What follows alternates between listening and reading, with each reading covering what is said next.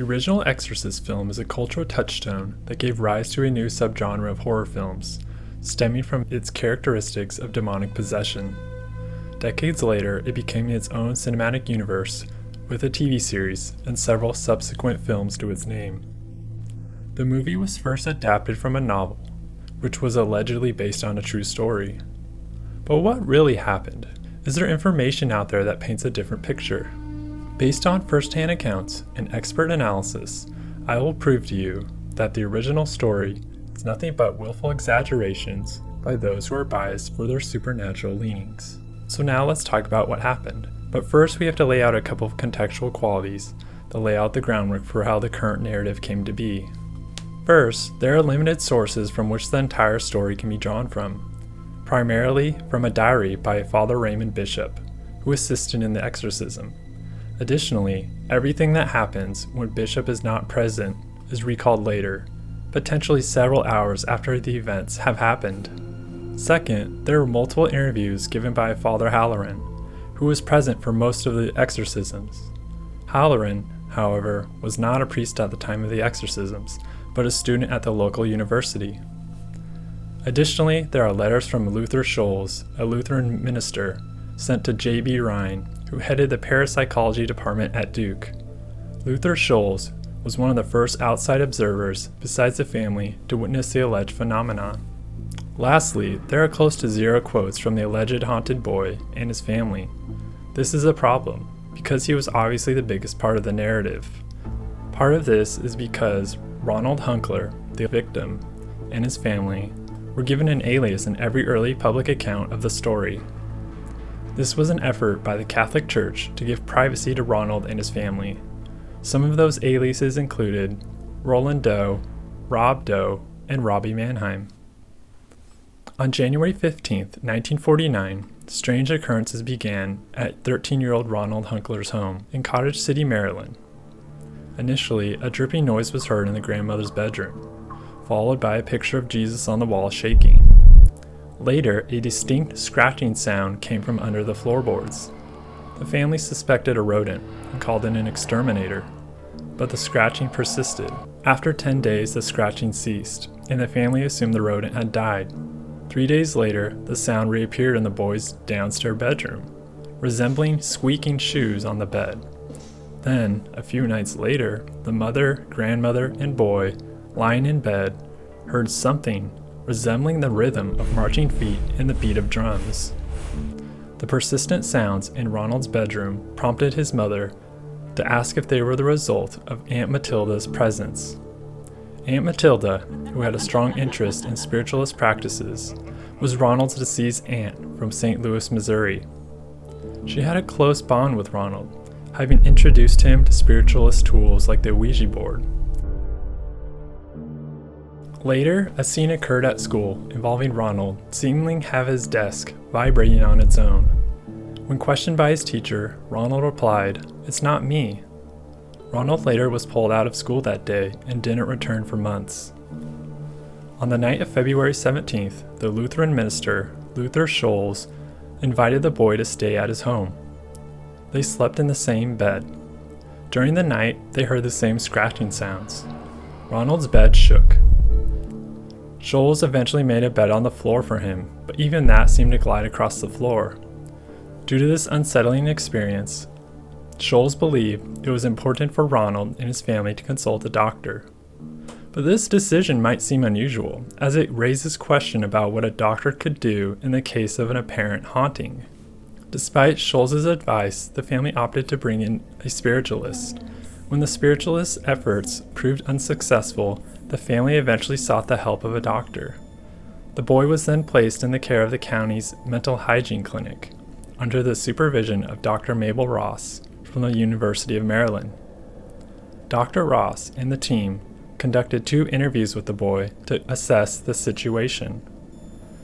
The doctor prescribed barbital, an anti-epileptic medication.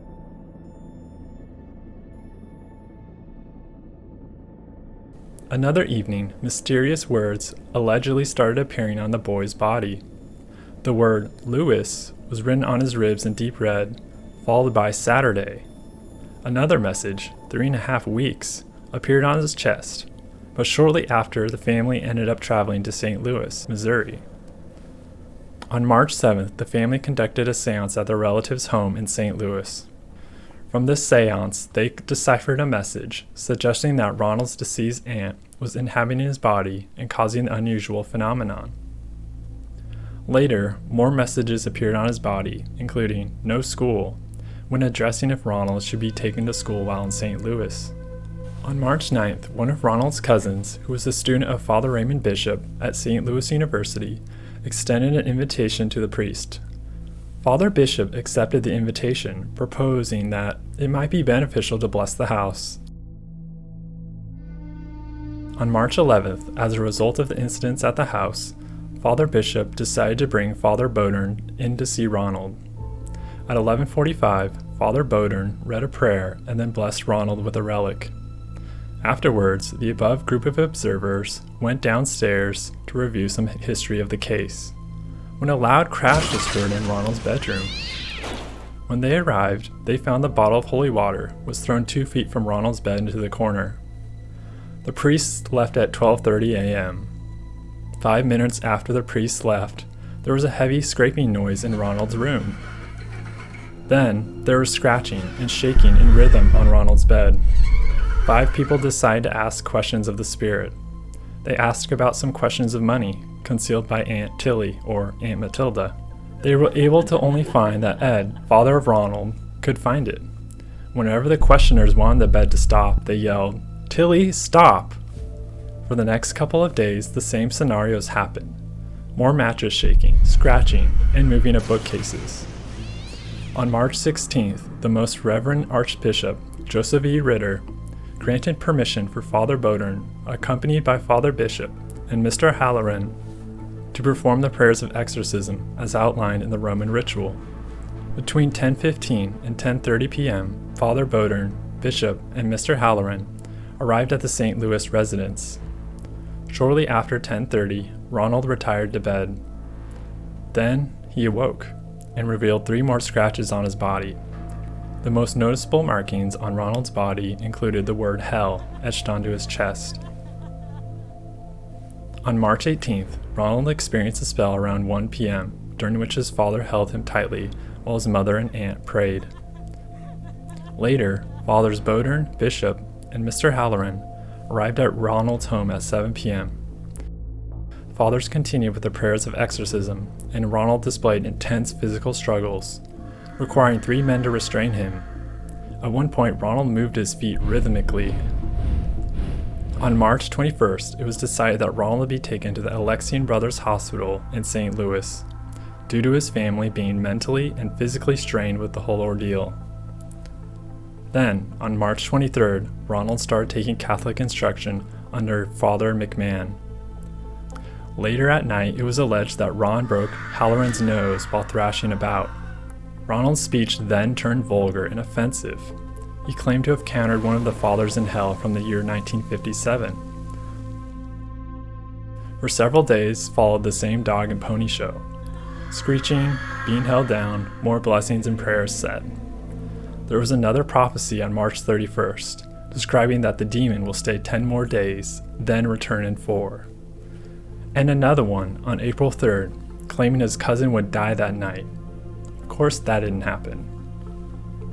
On April 8th, there was a 5-hour session lasting through the night starting at 8:15 p.m. Towards the end, Ronald is given a sedative where he first spits it out, but then shortly after ingests it. From March 31st to April 10th, there were some quiet days, but only one day was without incident. From April 10th to 14th, there were multiple incidents. For instance, on April 11th, there was a refusal of spiritual communion, and later further screaming, yelling, and fighting the priests. The 12th to 13th, there were further issues of screaming, seizures or spells as they call it, yelling, and refusal of communion. There was mimicking of Latin speech after it was uttered. From the 14th to the 16th were mostly quiet days without incidents. On the 17th, Ronald threatened to kill those who molested him after he fought against a brother who carried him back to his hospital room. On the 18th at 8 a.m., Ronald awoke and threatened to throw the holy water bottle at the brothers. There were several spells throughout the day. Then, later in the day, Ronald awoke suddenly and claimed he was being possessed by Saint Michael, and that he commands Satan to leave now. Shortly after, Ronald expressed a sense of relief, uttering, "He's gone." On the next day, April 19th, according to the diary, there are no instances of spells from that point on. So that's the summary of the exorcism events to the best of my ability. If you want to read more, I have a link to the text of the diary in the description of the video. So that's the official story, but what's the problem with it? One of the most unlooked leads to me seems to be the medication. Did Ronald continue to take his medication? Because if he took it long enough and then discontinued it, any sort of irritation or tomfoolery only might increase due to him being in withdrawal. At one point in the diary, later on in the exorcism on April 8th, there's a mention of trying to insert a sedative into Ron's mouth, only for him to spit it out at first, but then ingest it shortly later. And then why does the alleged demon want to go to St. Louis in particular? If Ronald was really possessed or going to be possessed, it's not like there weren't already symptoms of ghostliness already present. I'm not an expert, but demons should have no problem getting through anywhere the family goes. Rueda iterates this point in his book, Diabolical Possession and the Case Behind the Exorcist. He suggests the boy was the one who wrote St. Louis on his chest because his favorite aunt, who just died, lived there and wanted to visit. Furthermore, he was just pulled out of school due to him acting out. Rueda goes on to suggest that it was a way to further stay out of school, while also enjoying a trip to his relatives.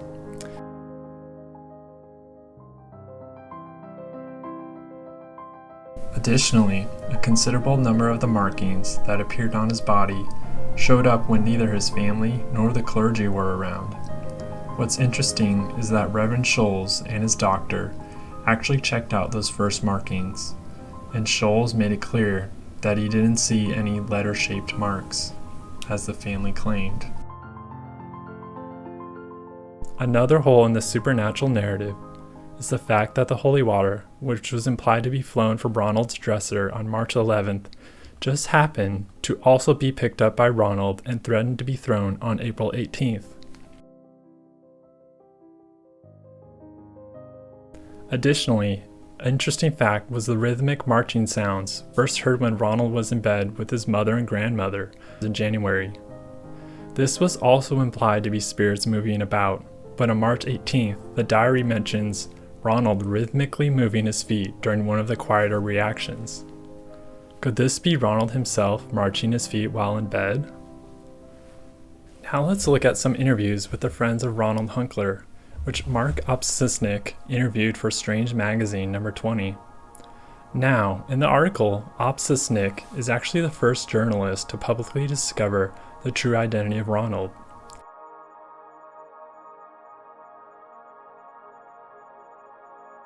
The magazine still refers to him as Rob Doe, presumably due to some sort of continuance of privacy for the family. I will switch these to Ron or Ronald for continuity purposes of this video. Alvin Cagey, a family friend of the Hunklers when he was young, is one of those interviewed by Opsisnik.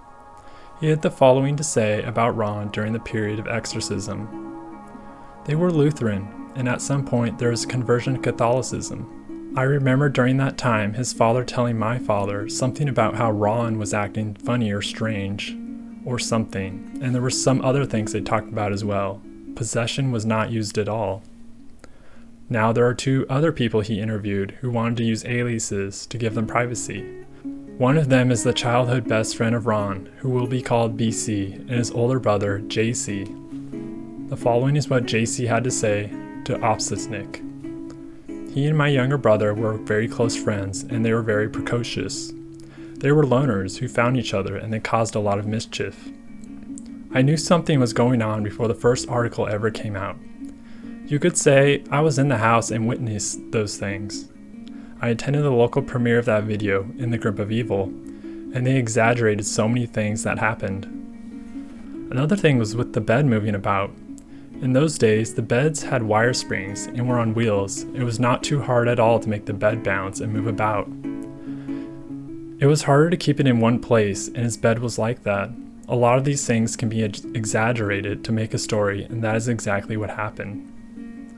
When Opsisnik asked him if he thought Ron was possessed, JC replied, "No, I don't think he was ever possessed. I think it was psychological. As far as any real possession or anything like that, I don't think so." Then we come to BC, who also had some interesting things to say about Ron. He was an only child and kind of spoiled, and he was a mean bastard. We were together all the time, and we used to fight all the time. One time he called me up and he told me to come over, and I never really trusted him, because he was a sneaky and real mean little bastard. I was going over there and he was looking out from the basement window, and when I got to his house, I heard the back door porch slam, and I knew right away what he'd done. I started running like hell because he sicked that dog on me. When I got home, he called me up and was laughing like hell. That's what kind of person he was. He did that all the time. He'd always sick that dog on anyone who came around. I could tell you many other stories like that. Regarding that desk that vibrated in the room that day at school, BC says, "The desk certainly did not move around the room like that. It was just shaking. I don't know if he was doing it or what was doing it, because I just can't clear it in my mind." Now let's move on to Halloran, one of the most outspoken people on this issue. However, one strange thing about Halloran is his sometimes conflicting stories. In a follow-up article on Strange Magazine titled "The Exorcist's Assistant, A Look Back at the Late Father Walter Halloran," Opsisnik is quoted as saying, "When I first spoke with Father Halloran, he told how the directors of one popular documentary in which he had appeared had broken him down after several on-camera interviews, eventually coaching him on what to say regarding the famous exorcism. When I asked him why he had succumbed to the orders, he simply answered, 'Because I need my head examined.'" However, according to Thomas B. Allen, author of Possessed, Halloran was skeptical about possession before his death. Quoting Allen from an AP article, "He talked more about the boy and how much he suffered, and less about the rite," Allen said. "He was a scared, confused boy caught up in something he didn't understand. He told me, 'I simply don't know,' and that is where I leave it." Furthermore, Allen clarifies in the AP article that definitive proof that the boy known as Robbie was possessed by malevolent spirits is unattainable. Maybe he instead suffered from mental illness or sexual abuse, or fabricated the entire experience.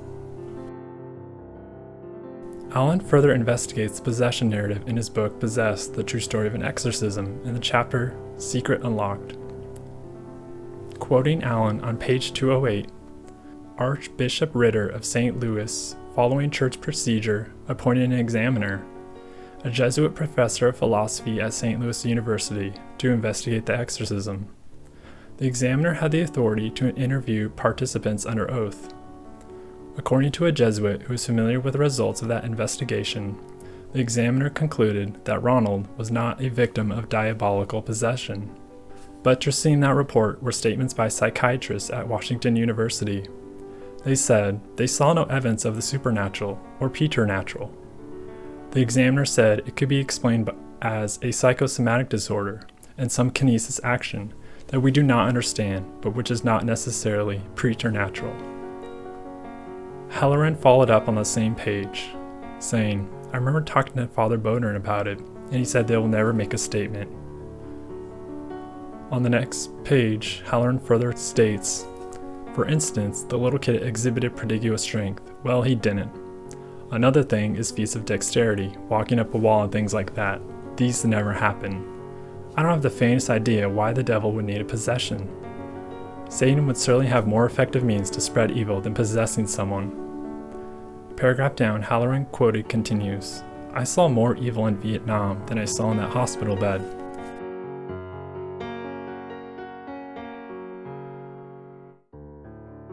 And finally, the most convincing piece of evidence has to do with the boy himself. Ronald Hunkler went on to become a NASA engineer. He developed a unique technology designed to enhance the heat resistance of space shuttle panels. The innovation played a pivotal role in supporting the Apollo missions during the 1960s. Unfortunately, Ronald Hunkler died in May 2020.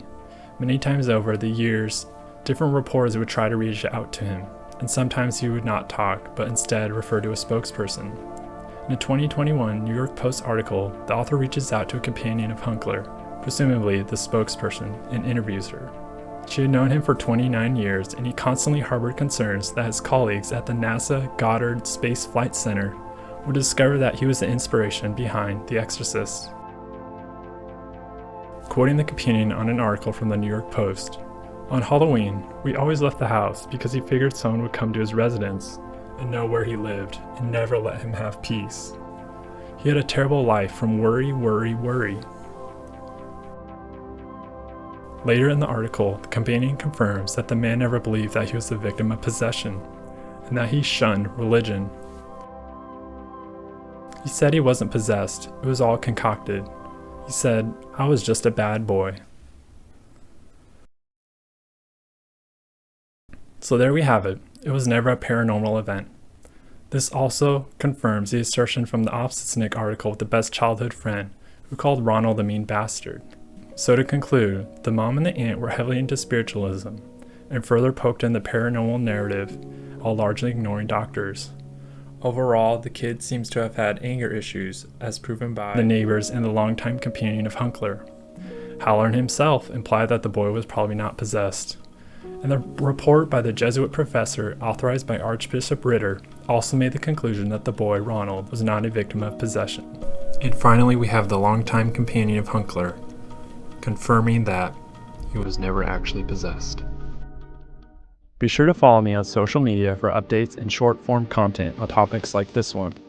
And if you're passionate about exposing falsehoods as I am, don't forget to hit that subscribe button and like the video.